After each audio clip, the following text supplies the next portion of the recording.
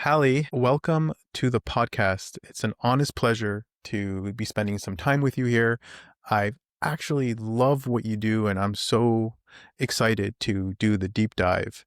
Um, and I appreciate you coming on air here, even while I'm traveling. So, we have, and you have and I know you told me you have a thunderstorm in Miami. I live in Miami, but I'm currently in New York. So it's really good to make this happen. Yeah, I'm excited. Yes, for those who don't know, Halle Eavelyn is a transformational coach, speaker, author, and tour leader who helps women create wealth for the purpose of freedom and growth.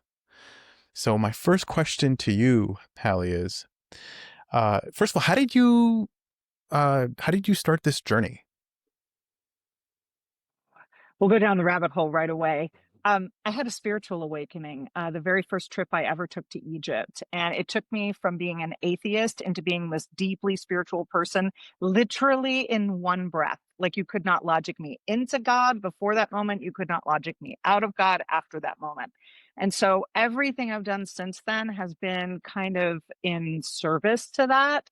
And I've been so lucky with being able to coach people and being able to lead these spiritual tours around the world and write my books and just really try to help people wake up and live the life that of their dreams. I think a lot of us kind of stay stuck and we think this is all there is. This is all I can have. And I'm like, no, no, let's do it all. Let's give ourselves permission for everything. And so I've come from there to here through a very honest path, like no training, just what I was guided to do for the last almost 30 years now. Wow. So, let's kind of go back to where this all started. So, and just correct me if I'm wrong here, but you primarily focus on on coaching women, or is it both women and men? Well, I do coach both women and men, but I have a special fondness for working with women because I feel like the system was not created for women, especially the money system. And so as I've gotten more and more into my work, I have gotten more into helping women specifically, but I do coach men as well. Very interesting. Yeah. So, and it kind of segues into my main point here. So I know you mentioned how women have only had full access to their finances for only the past half century. Explain to me how Yeah. that evolution uh, plays a big part in what you do. Oh my goodness. It's to me, this is like everything.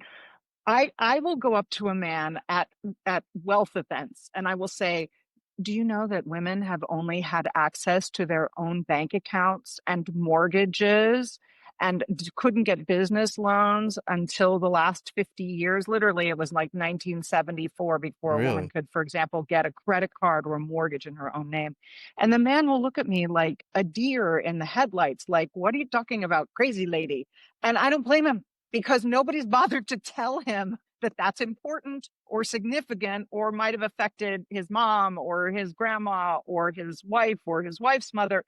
But it's like people think, oh, well, that was the dark ages. And I'm like, no, it was the disco era.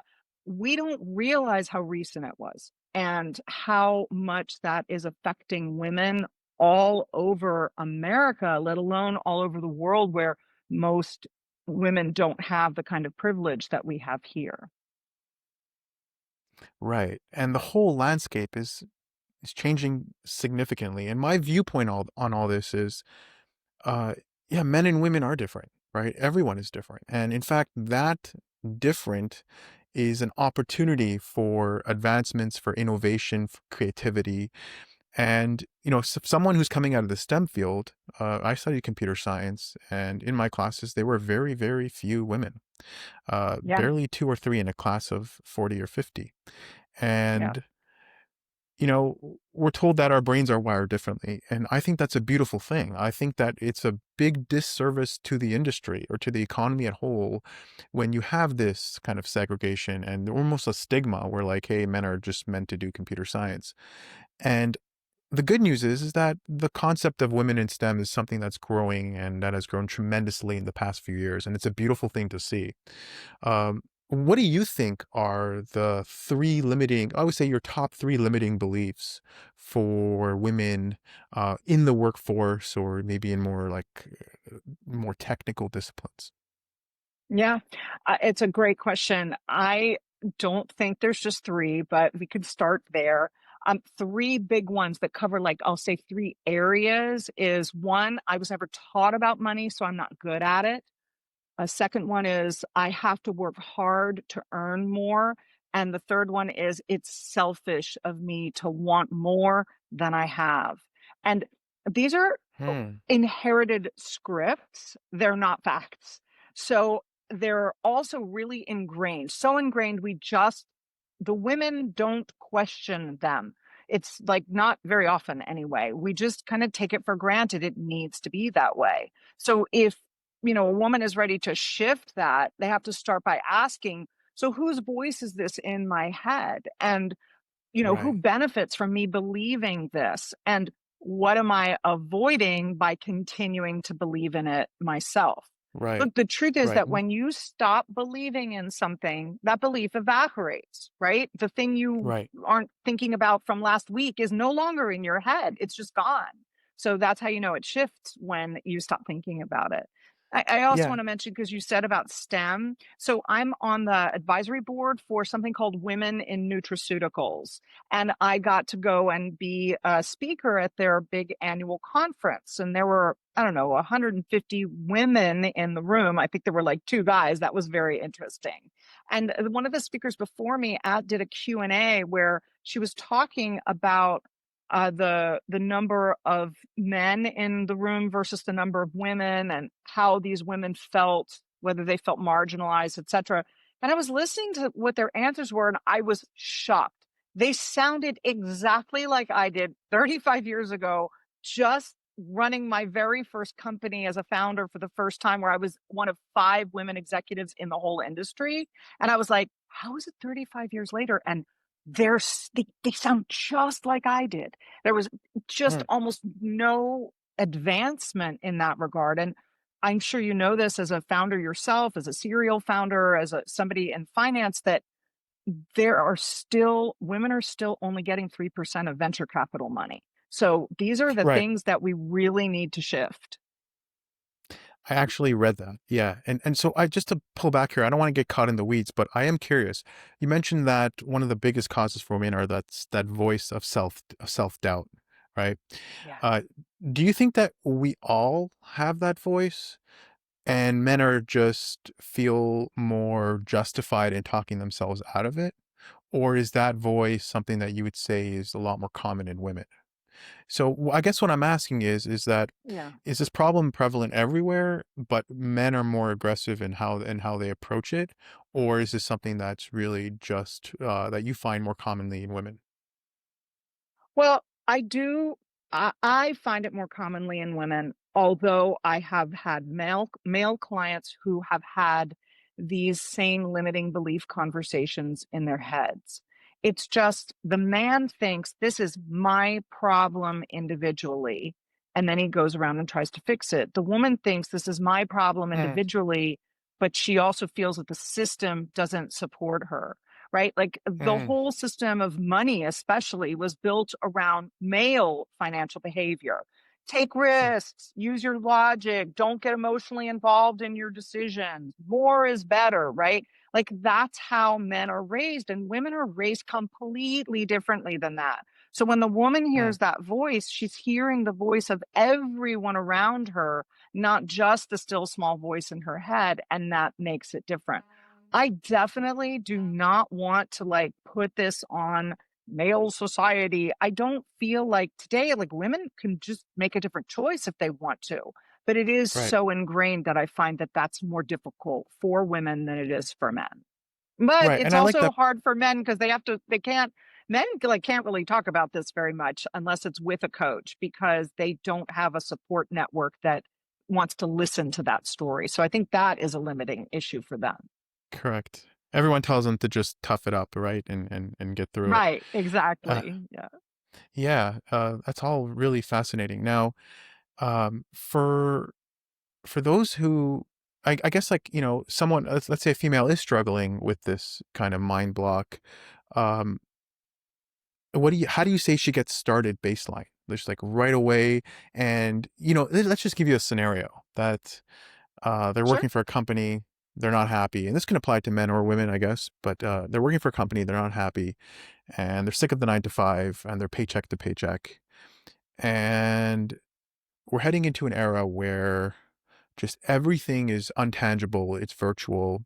You can learn a set of skills just online. What advice would you give to someone to start building passive income, to kind of detach from the corporate structure and take control of their own financial freedom? Yeah, it's a great question. And it's why I wrote my latest book, The Passive Income Power Plan. It's just about to come out in like 3 weeks. I'm just getting my hands around that lovely phrase because it's got all the P's in it. So the passive income power plan, the subtitle of that is 108 ways to make money while you sleep. And the first story I tell in the book is that person. You haven't even read the book, but you know this because it's a very typical scenario as you're laying out. But this was actually a man, and he told me that he cried every single day going to work and coming home from work for 20 years. That's how stuck he felt. So you're right, not just women, men, right? And I Isn't it think that, crazy that we spend a third of our life doing something we don't love doing? Isn't that and crazy? sometimes longer, sometimes almost all of our adult life is spent doing what we don't want to do. We have a lot more freedom. We have Henry Ford inventing the 40-hour work week instead of a 72-hour work week. We don't have to work in the coal mines. We're not, given a half day off and, forced to work until we drop. We have a lot more freedom than most people on the planet. If you're an American listening to this, you are so much more free. But you also have to acknowledge that we have, as you just said, a lot more freedom technically. We can use our minds in a way that I don't think we could up until even a couple of years ago. Like my current goal is let me get all of my passive income projects completed in the next year. That's a crazy audacious goal because I have a really good idea about every 3 days. But it's wonderful because I also have the technology to support it and the virtual team to support it, and it costs practically nothing. That's amazing to me, right? Like we're a studio in a box. If you want to film a podcast, for example, that's amazing to me. And you can turn around and monetize that podcast or anything else. So I think there's so much opportunity. And the key here is freedom because we don't want money for money's sake. Not men, not women, really. We want it for the things that we want. We want it so that we can go do the things. We can take those vacations. We can bring our families. We can enjoy our lives. So we really want it for time freedom and we really want it for experience freedom. And that's a beautiful thing. So I want everybody to buy my book Right. because I think that's the next step for everyone. So, Hallie, you were just talking about how women are underfunded in the field of VC. And I wanted to know, why do you think that is the case? And if I were to put you in a time machine and bring you 5 years from now, what do you think the industry would be like in terms of the economical landscape between men and women? Oof, I love all that. Okay. So I have a lot of experience because I've been running companies for 35 years. I recently co founded a company called the Investor Fairy Godmother Group to help shift these numbers of how little money, little VC money women are getting.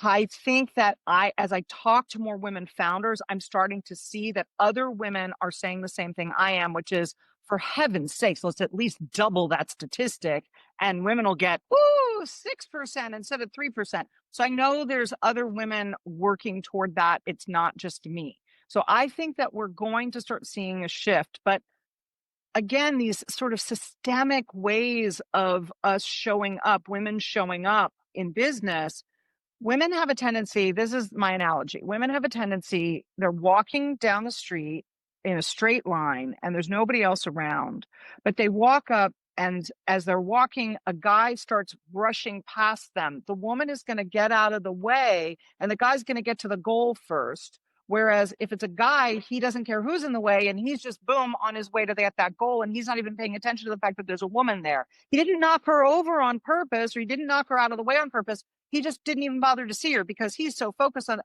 Women don't think like that. They don't work like that. They're like, oh, excuse me, did you want to Mm, pass? Okay. Now, is this 100% accurate? No, but it's the best analogy I've come up with to say stylistically and culturally and like as we are trained growing up, women get trained that there is no I in team. Men do not get trained that. mm, Men get trained, go stand at the front of the line and you're going to be the team leader. So it mm, is different and it's going to keep being different. But what I learned as I moved into this space of funding and women and all of this growth is the women are the ones holding themselves back more than the men are. There's an HR mm, statistic that I was absolutely shocked to discover, and that is that a woman will not submit her resume for a position unless she feels that she's at least 80% to 90% qualified for the job. The guy is putting that same resume in at 40 or 50%. He's like, let's just see what mm. happens. So there's a lot of women taking themselves out of that, pool. And that doesn't include being the, person at home or raising the kids or having the kids or, the maternity Right. leave or any of that stuff that the men are not dealing with. So I don't think we're going to see any kind of like real equality in this regard, but I think we are now, this generation, we're starting to take some really big strides. Right, and it sounds like there's 2 elements here. There's an element of the outside, just in how things have been built throughout the years, how women have really only entered the economic ecosystem just recently, and then you have an internal battle in the mind of the person themselves saying, "Hey, is it even worth giving a shot?" Right? It's almost like just this inherent censorship where they don't even give it a shot because they're scared that they don't feel like they're qualified. That's a very interesting Yeah. perspective. Thank you for that. Yeah. So, Hallie, how could people get in touch with you? Thank you for asking that. I am sending everybody to Halle, Halle, Wealth, HalleWealth.com, because that's the site that's associated with my new book. I've got freebies there. I've got, you can get on the mailing list for the book, and that's really the best way. Otherwise, it's HalleEavelyn.com. You can look me up online if you'd like. I'm the only Halle Eavelyn in the whole world, it turns out. So that's good. And thank you. I appreciate the opportunity. Of course. Thank you for your wisdom and That time, Hallie. is thank you. It's my pleasure. That actually was my alarm going off to say that I have a call with you in 10 minutes. So I'm glad we did this now. All right. Well, all the best. Thanks for your time. Thank you so much, Michael.